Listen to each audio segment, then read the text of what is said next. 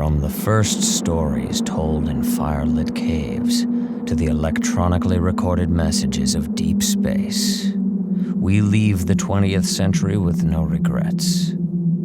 Time bends, space is boundless, and when humanity gasps its last, all that will remain, if anything, will be the theater of tomorrow. Tonight's episode is Dust Runner, Tempest in the Valley.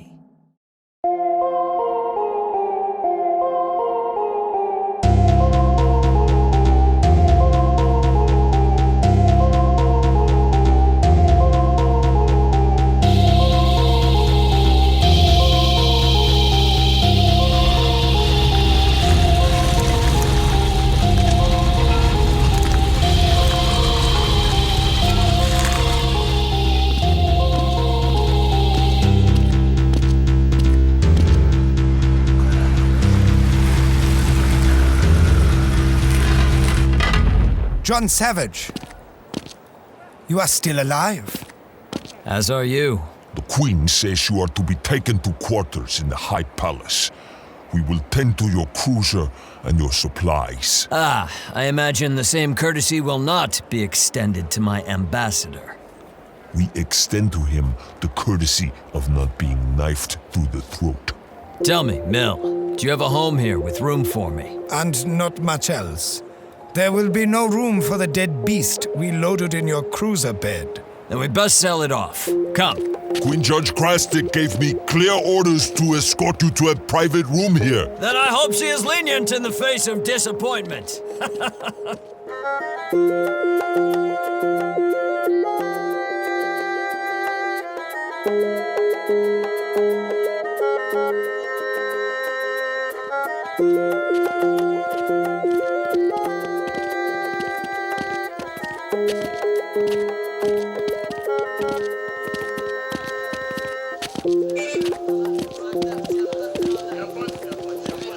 We need to sell this beast off quickly. Do you know any trustworthy merchants? In Palm Zion, there are not even trustworthy priests. But I know which merchants will surrender the best prices. Our first stop, then. John, if we sell the entire beast in one place, we will not even get half of what it's worth. The value of the meat is selling it pound by pound. Fresh meat will fetch a higher price.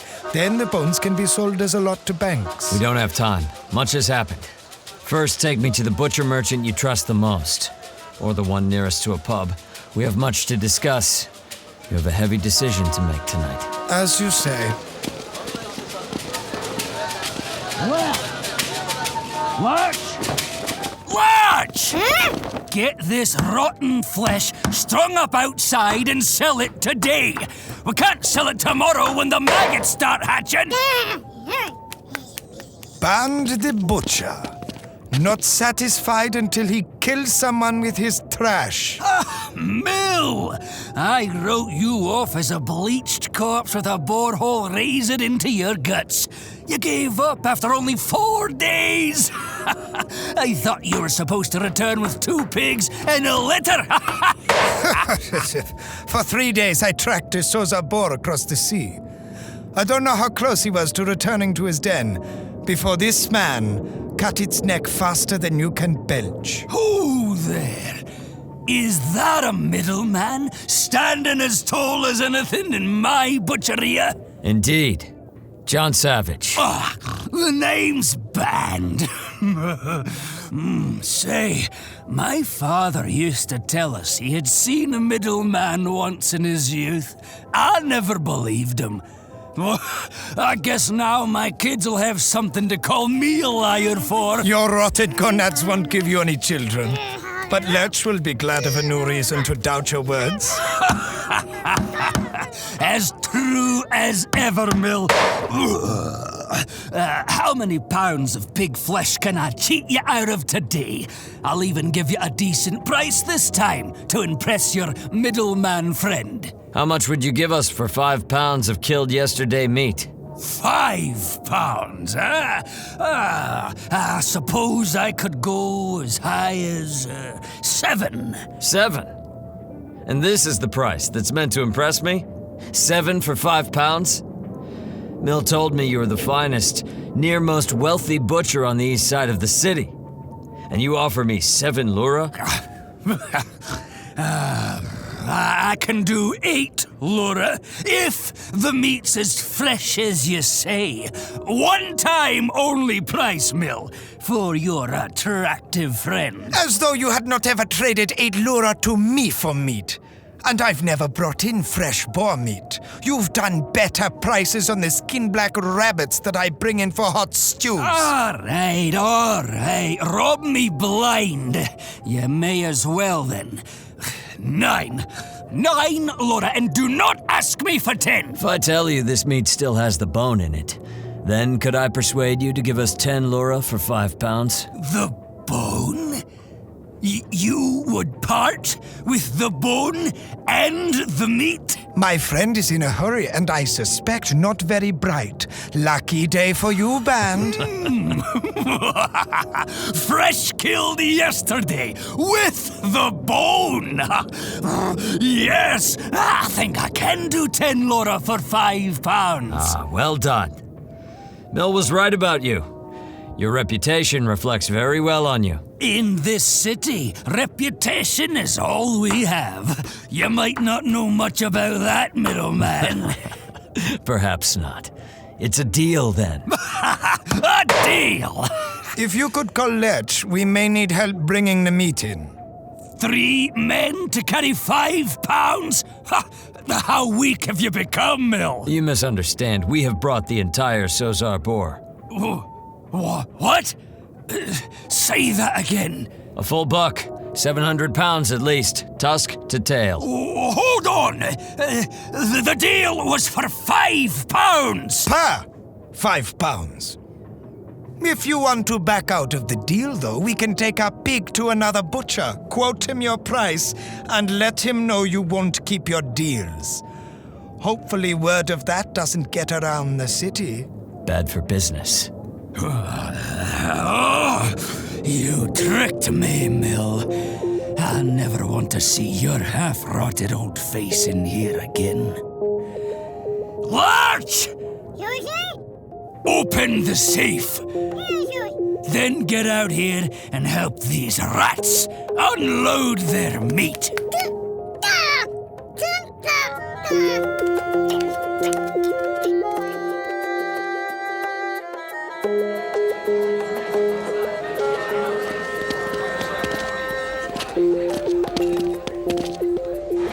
Perhaps I'm not as dumb as you think I am, Mill.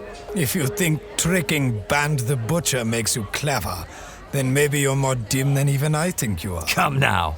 Together we nearly emptied his safe. Easily we took half his chits. I barely have enough pockets to hold it all. Barman! Bring me a bucket of your harshest draft and 2 deep cups for me and my friend. We are in a spending mood. Keep your voice down if you want to keep your luras. So we lightened his pocket a fair bit. That carcass you gave him will make him rich enough to buy 5 more butcheries. You could have gotten much more with a little patience. Taking the most doesn't make one clever. But always having a little more than one needs. There may be something to that. Get drinks, sirs. If you need anything else, just shout. Thank you, we will. Ben the Butcher. He's the type to always take as much as he can. And what's he got to show for it? A butcher shop full of rotten meat? He may soon have 6 butcher shops full of meat, but what is that? A hole in the wall where the boys can see it all? It's nothing. But a man like you, a man with just enough and then some? A man like me is sitting on a small fortune as the guest of honor of the king of the castle. Krastik has no honor. You are not her guest. You are caught in her trap.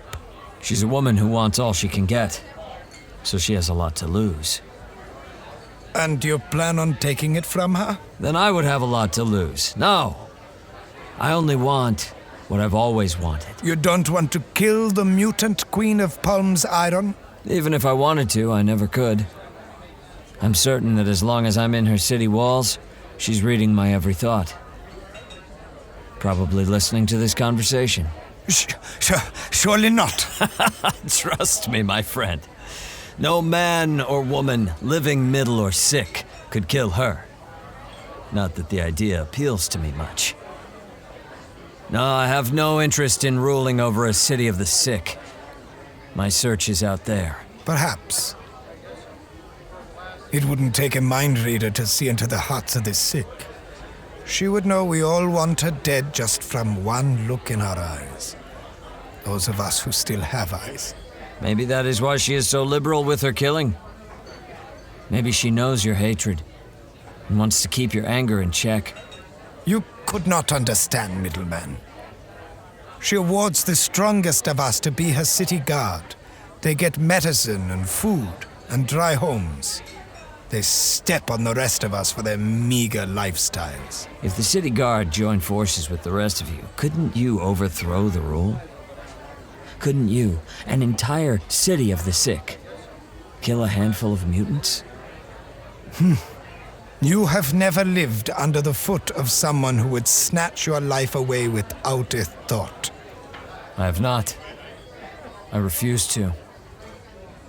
What a privileged choice must be. I cannot free your city from the mutants' rule. But I think I can help at least you, friend Mill. Finally, he comes to it. Queen Judge has it in her mind that I will kill Anuk the 10th for her. Ah! You sound as though you've been chewing too much packroot. Spearing a boar is not like felling a monster. I've killed plenty of monsters in my years. I've downed Harris cats. Oh. I slew a wingoderm while traveling with the Drunge caravan. Well then. I took a Terrahart from a slore sloth. You didn't. I was a younger man then. But I lived for a good number of years off that sloth's heart. How do you think I managed to keep a wife and son? Well, for as long as I kept them at least. Heaven's Gate. You truly did these things. I have. So, tell me about this Anuk. What are we up against? You're up against your own damn ass! And a pointed sword. Who's this now? Shores. Shores the rider. Shores the brawler.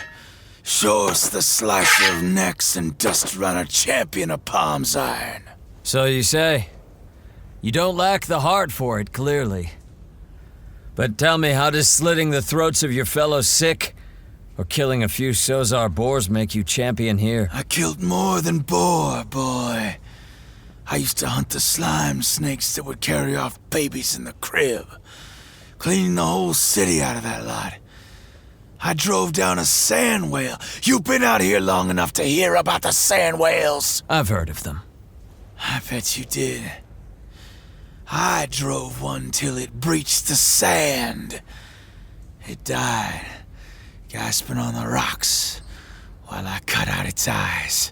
I wonder how many other pubs in the city are filled with fat drunks who claim to have cut out the hearts and heads from savage beasts under the sun. Steady on. You've clearly had too much to drink, Shores. Or not enough? Let me buy you a cup of something strong enough to put you to sleep and away from us. You fool. Did she promise you a governor's home if you killed him? Did she promise you clean meat and riches until you're too old to stand? What life did she swear would be yours if you could kill the Lizard King of the North? Whatever dealings I have with the people of this city are no concern to you. Take your drink or take your leave. She promised me a city block! I was gonna have everything. Anything. I rode out with a clan of 7 strong. Anuk the 10th killed half of us before he blinked. A lizard is big enough to scare off the sand whales and loud enough to silence the dry lightning.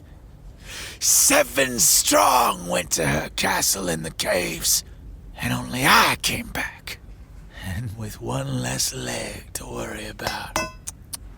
Big, huh? And loud? Oh, I've killed big and loud before. Not like this. When he passes overhead, it's like a cloud hiding the sun. But the only rain that falls is the slick slime from salivating jaws. He took my leg. He took my leg and left me alive only to warn the city he was coming. You leave the city gates and ride north, stranger. Oh, he'll take more than your legs. Way more than your legs. Step back. Mill!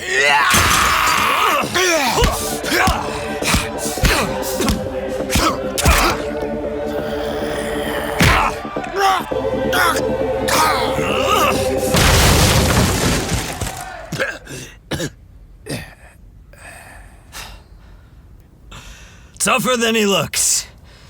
But anyone who talks that much isn't gonna be much good in a fight.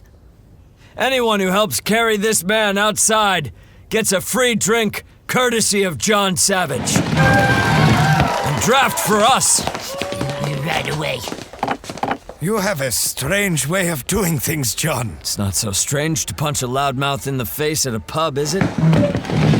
You agreed to defeat Anuk the 10th, and you don't even know who he is. What he is. I know now. Thanks to the champion of Palm's Iron. Sounds tough. The flying ones are always tough. We'll have to get him inside his home. The castle in the caves to the north. If he gets out, we're done for. We? You wanted a taste of choice, here it is. You help me defeat Anuk, and Queen Judge will make you governor of a whole block. You'll be set for life. Big reward. But I'm sure someone as smart as you knows that means... Big risk. My very life. Losing my life, though, is maybe not so big a risk. I don't have much.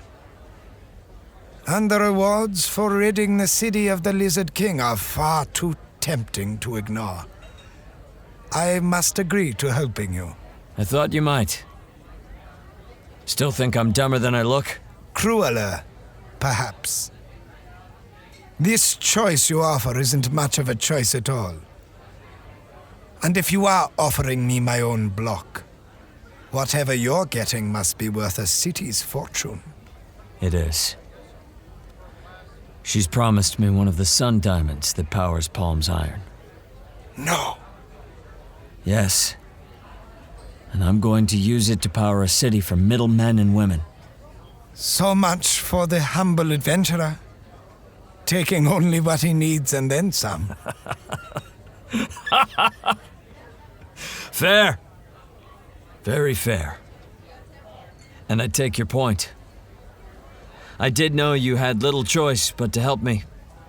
I was taking advantage. Will you accept my apologies? Offer me all you have to spare instead. Fix your cruiser truck, buy supplies to fight Anuk, and promise me the rest of your lura.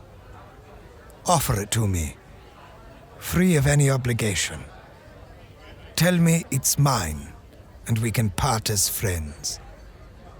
That is a choice. That is a freedom. My trusted friend and ambassador, I am going to repair my cruiser, get supplies, water, food. After these expenses, I offer you the rest of the lura Band gave us. To start a life here. Or leave, find another city less cruel. There are kinder mutants out there. Not many, and not by much. But you'll have enough chits to do what you like. You cannot offer this lightly. I don't. I won't need it. If I kill Anuk, I'll have more than enough power to command a city. If I don't, I'll be dead.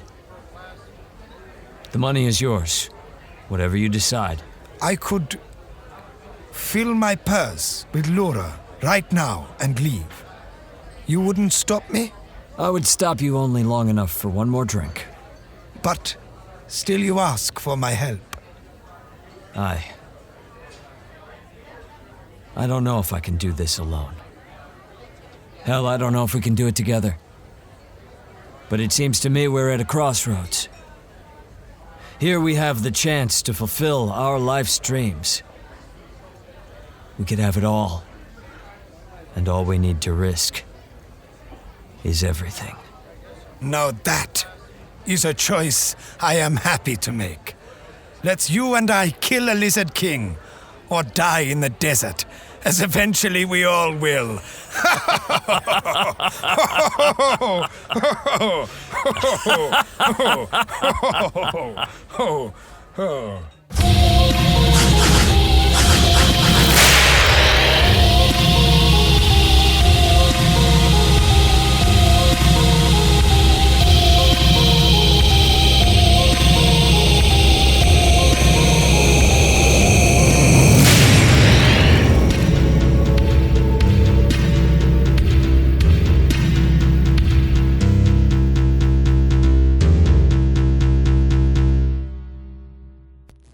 The Theater of Tomorrow was created by Andy Hamer, Travis McMaster, and Mark Whitten, and is a member of the Fate Crafters Network.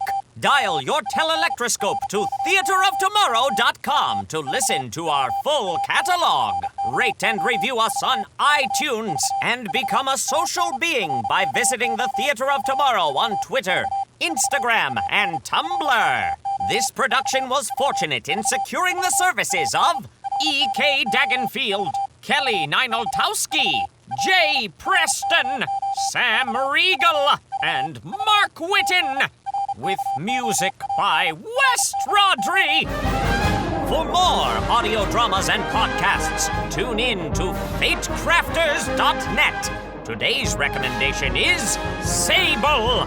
Sable is a singular narrative horror podcast by Lane Lloyd.